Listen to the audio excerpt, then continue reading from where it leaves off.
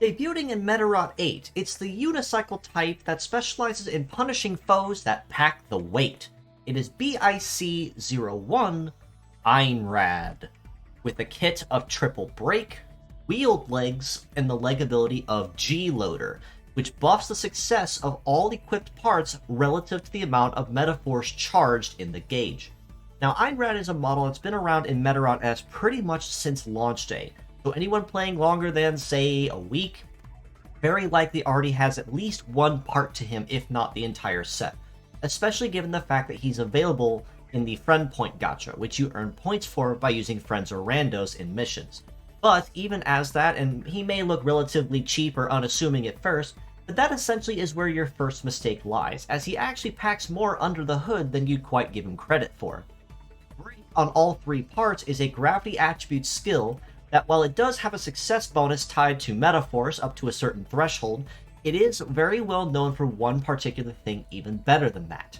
heavy punish. That means any enemies that take the blow that are using 2 or more heavy parts are absolutely going to be feeling the punish damage from the weight. Anyone using 1 or none, maybe not so much. It is, though, worth noting that the boost to success not only is your likelihood of landing hits, but also your likelihood of landing critical hits on top of that. So even if Einrad's base power really isn't there, which is kind of evident between a base power of about 951 for the head and arms just barely 700, which is definitely on the much lower end of the scale when it comes to power,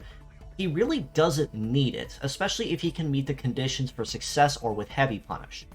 Now, on the topic of success though, it does seem very obvious to me that Einrad not only specializes in the heavy punish, but also with a very high threshold and affinity for success boosts. That can range from the passive that he gets just by using brake.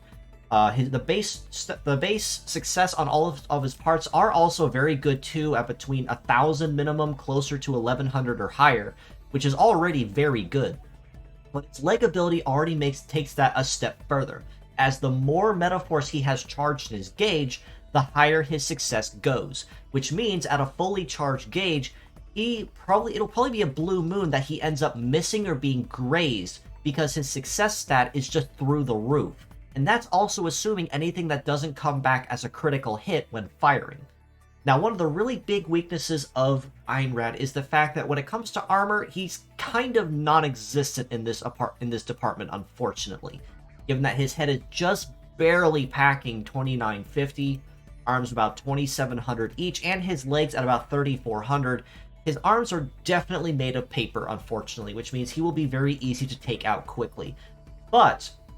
even with being wheeled-legged, he does have a very solid ability, and his stats spread for his legs is actually a little better than I thought at first glance.